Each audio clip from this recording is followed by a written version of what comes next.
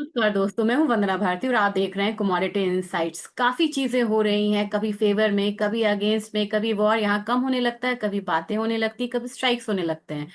तमाम चीजों के बावजूद हम लोगों ने यहाँ पे ये भी देखा है कि क्रूड ऑयल $120 से नीचे आ गया है $79। लेकिन ना तो इक्विटी मार्केट में बहुत बड़ी मूव आ रही है, ना गोल्ड और सिल्वर में मूव आ रही है। मूव अब सर्टेन थोड़ी सी लग रही है तो वो बेस मेटल काउंटर में लग रही है। और गोल्ड में जहाँ की एक बारी तो लोग बोल रहे हैं कि $3500 चला जाएगा, कुछ बोल रहे हैं $4400 चलाएगा। ना तो वह $3500 जा रही है, ना $4400 जा रही है, ना हमारे मार्केट में ये 1,30,000 आ रही है, ना ये 1,50,000 जा रही है। क्या चीजें हैं जो कि इसे यहाँ पे इतना रोक के रखा है? और क्या वो कंडीशंस हो सकते हैं जहाँ पे गोल्ड में हम एक ब्रेकआउट आता हुआ देख सकते हैं? आज उन सब चीजों पे चर्चा करेंगे और वो असमंजस की स्थिति यहाँ पे कब तक बनी रह सकती है। दोस्तों, यहाँ पे सबसे ज्यादा बात हो रही है बॉन्ड की, बात हो रही है ट्रेजरी यील्ड की, बात हो रही है। और जब यूएस की ट्रेजरी यील्ड की बात हो रही है तो वो बिल्कुल हायर लेवल पे है। हम लोगों ने इसे बहुत हायर साइड आता हुआ देखा है। और अगर ओवरऑल मैं आपको मतलब चार्ट से सारी चीजें दिखाऊंगी, लेकिन एक चीज ये बता दूं, जो लोग यहाँ पे बिल्कुल नए हैं, बॉन्ड में यील्ड का मतलब है बढ़ने का मतलब है कि आने वाले समय में आपको यूएस इकोनॉमी में हलचल दिख रही है, वॉलाटिलिटी दिख रही है, इसलिए आप क्या कर रहे हैं, इक्विटी के साथ इक्विटी में वहां पे निवेश हो रहा है, लेकिन आप वहां पे सेफ हेवन बाइंग में जा रहे हैं, यानी कि बॉन्ड की बाइंग में जा रहे हैं, जो यहाँ पे गवर्नमेंट बैक्ड होता है और सबसे सिक्योर मतलब इंस्ट्रूमेंट माना जाता है हमारे निवेश का। अब यहाँ पे उस निवेश में आपको 5% तक का यील्ड आ रहा है। इसका मतलब ये है कि आने वाले समय में लोग सुरक्षित निवेश रखना चाह रहे हैं, यानी कि वो सेंस कर रहे हैं कि ये वॉलेटिलिटी जो है वो बढ़ती हुई नजर आ सकती है। गोल्ड को अब ये कैसे यहाँ पे पीछे करता है? गोल्ड को इसलिए ये पीछे करता है, जब भी बात होगी हायर साइड की, गोल्ड लोअर साइड आता है। तो क्या होता है, वहां पे बॉन्ड यील्ड बढ़ता हुआ नजर आता है। बॉन्ड यील्ड को लोग किस तरीके से देखते हैं? मान लीजिए आज इसका कंपैरिजन हम इन्फ्लेशन से करते हैं। अगर इन्फ्लेशन 3.2% अभी का है जैसा कि यूएस में, और वहां पे अगर 30 ईयर्स का हम ट्रेजरी देखे तो जिन्होंने बॉन्ड को बाइंग करा हुआ है उसका जो अर्निंग है वो यहाँ पे 5.5% है और इन्फ्लेशन है 3.2%। इन्फ्लेशन को अगर आप एडजस्ट कर देते हैं तभी भी आपको आपको लगभग 2-2.5% का जो एक मुनाफा है वो मिलता हुआ नजर आ रहा है। और गोल्ड में हम बोलते हैं कि हमारा ये जो मतलब कि नॉन यील्डिंग क्लासेस है हम बोलते हैं, और अगर आप देखा जाए तो गोल्ड को हम इन्फ्लेशन से रिलेट करके चलते हैं। तो गोल्ड जैसे इन्फ्लेशन हायर साइड रहता है, गोल्ड हायर साइड रहता है। लेकिन इस बार गोल्ड के कंपटीशन में यहाँ पे बॉन्ड यील्ड भी है। तो जब तक बॉन्ड यील्ड से इन्फ्लेशन ऊपर नहीं जाएगा, हम गोल्ड में कोई बहुत बड़ी मूवमेंट आता हुआ नहीं देख रहे हैं, नहीं देख पाएंगे। दूसरी चीज है कि यहाँ पे जापान का भी हम लोगों ने इंटरवेंशन आता हुआ देखा है। और उसका भी एक रीजन है कि प्राइसेस जो है वो बिल्कुल मतलब डॉलर इंडेक्स लोअर साइड में है, और आपको जापानीज येन जो है वो यहाँ पे अप्रिशिएट होता हुआ नजर आया है। उसकी वजह से भी हम लोगों ने देखा है कि अब यहाँ पे प्राइसेस जो है गोल्ड का जो है वो बिल्कुल एकदम रेंज में चलता हुआ दिखाई दे रहा है, यानी कि मेन एक्शन आपको यहाँ पे जापानीज येन, डॉलर इंडेक्स और बॉन्ड में है। चलिए, अब ये तो बात हो गई हमारे मार्केट की। अब यहाँ पे धीरे धीरे हम यहाँ पे बात करेंगे एक बारी अपने मार्केट में किस तरीके की मूवमेंट्स जो है वो देखने को मिल सकता है। अब सीधा सीधा यहाँ पे सबसे पहले मैं एक बारी आपसे स्क्रीन ही शेयर करना चाहूंगी ताकि चार्ट्स जो है वो आपके सामने नजर आए। और चार्ट्स अब आपके सामने सबसे पहले मैं लाना चाहूंगी। आज थोड़ा सा बात कर लेते हैं, जब हम लोगों ने इतनी बात करी है ना, तो आज हम यहाँ पे बात करेंगे डॉलर इंडेक्स की।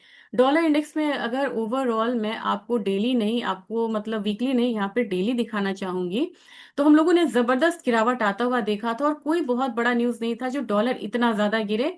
अब आपने यहाँ पे देखा है कि डॉलर को 1 2 3 4 दिन में लगातार ऊपर के लेवल से हम लोगों ने गिरता हुआ देखा है। और यहाँ आज डॉलर जो है वो संभलता हुआ दिख रहा है, लेकिन हमारी मार्केट में गोल्ड और सिल्वर भी थोड़ा सा अपसाइड लिए हुए हैं। अब आपको इसको जानने के लिए एक बारी हम देखते हैं, जापानीज येन को हम देखते हैं। जापानीज येन अगर मैं डालूं तो आपको ये आ गया। अब आप देखिए, ये जब आप ये देख रहे हैं ना तो इसको एप्रिसिएशन साइड में लीजिएगा। वो डॉलर इंडेक्स ब्रीच करा था, लेकिन ये जैसे हमारे रुपया की तरह है, यानी कि हमारा रुपया जब नीचे आता है तो अप्रिशिएट होता है। येन जो है वो अप्रिशिएट हुआ है, यानी कि वो भी यहाँ से 4 दिन से लगातार अप्रिशिएट हुआ है।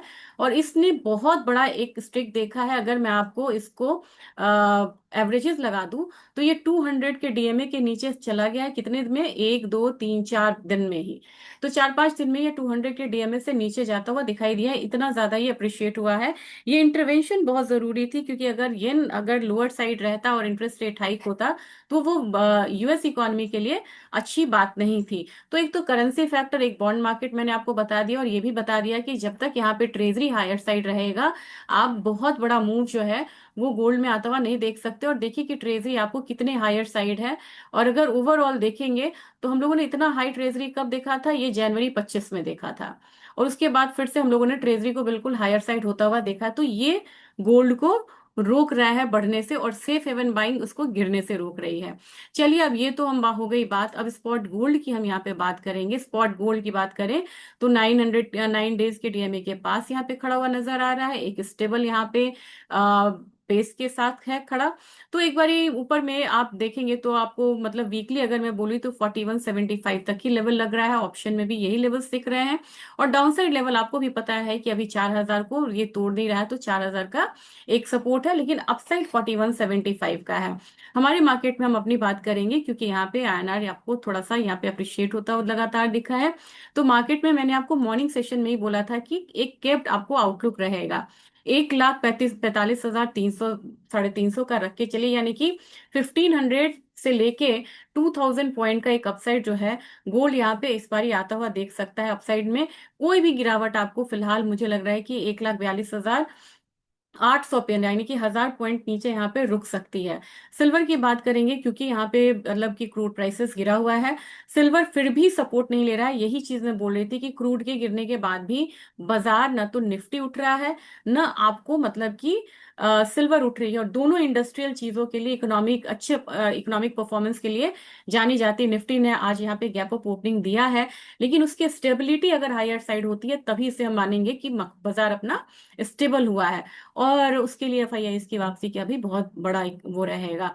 तो अगेन आपको मतलब कि जो सिल्वर की जो हायर साइड है वो कैप लग रही है, जबकि गोल्ड अभी भी आपको तेज लग रहा है। तो मुझे लग रहा है कि इस बारी 59 से लेके $60 वाला मूव एक बारी हम सिल्वर में आता हुआ देख सकते हैं। हमारे बाजार में ये धीरे धीरे बढ़ता हुआ नजर आ रहा है, और यहाँ पे हम 2,21,600 तक का लेवल आता हुआ देख सकते हैं, यानी कि 2,22,000 सिल्वर में एक बारी आ सकता है। तो सिल्वर में और गोल्ड में हल्की बाइंग का बन रहा है ध्यान। और क्रूड प्राइसेस आपका गिरा हुआ है, क्रूड प्राइसेस आपको एक बारी ये गैप फिल करने के लिए आ सकता है।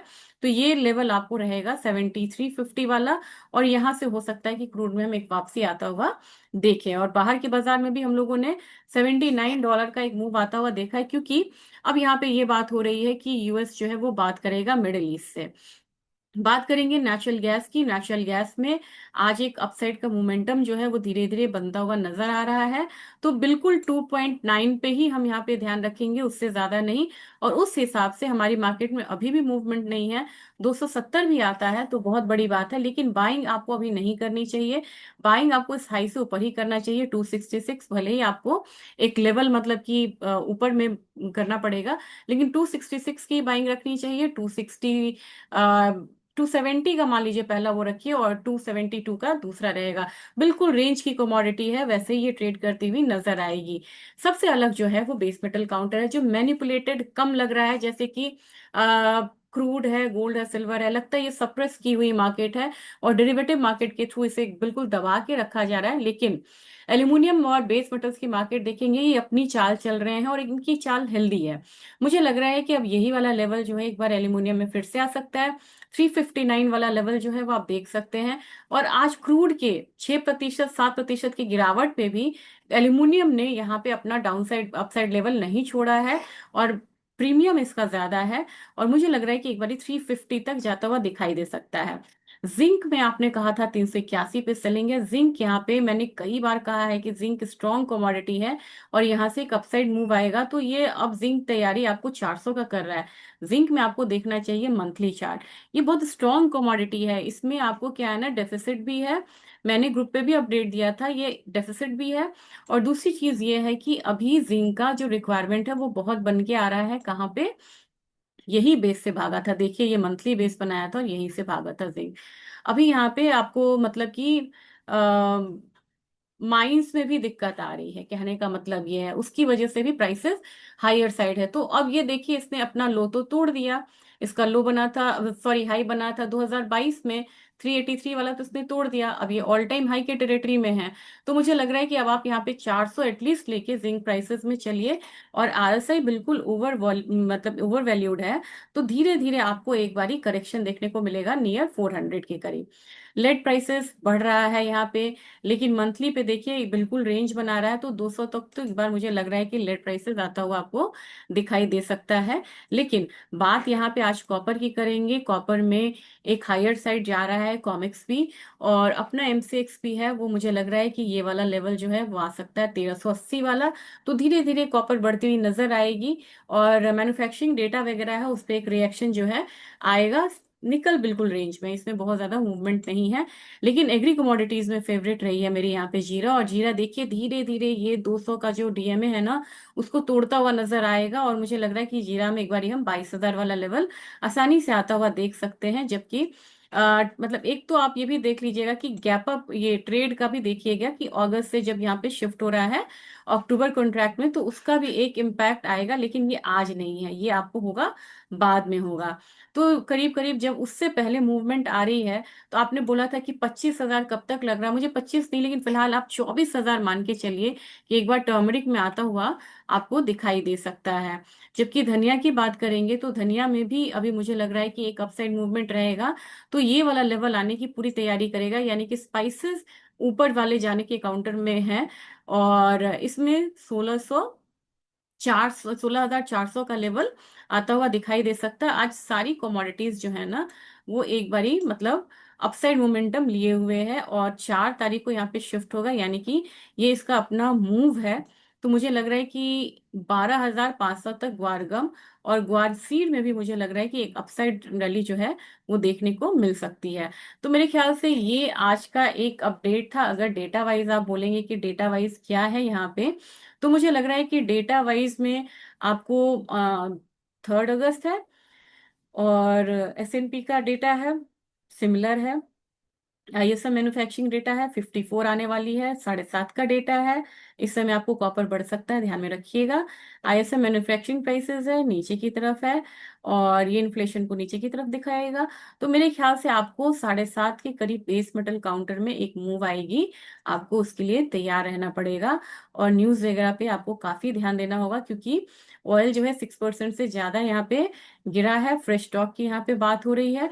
लेकिन आप बहुत जल्दी भरोसा नहीं कर सकते हैं कि किस तरीके का मूवमेंट जो है वो आने वाले में समय में देखने को मिलेगा। तो ये आज का अपडेट है। होप सो आपको यहाँ पे बढ़िया लगा होगा, और अच्छा लगा तो ज्यादा से ज्यादा शेयर करिएगा। और वीकेंड में सैटरडे संडे मैंने गोल्ड सिल्वर पे बड़ी मेहनत से एक मतलब कि एनालिटिकल वीडियो डाला है, वो जरूर देखिएगा, वो लॉन्ग टर्म के लिए है। Thank you.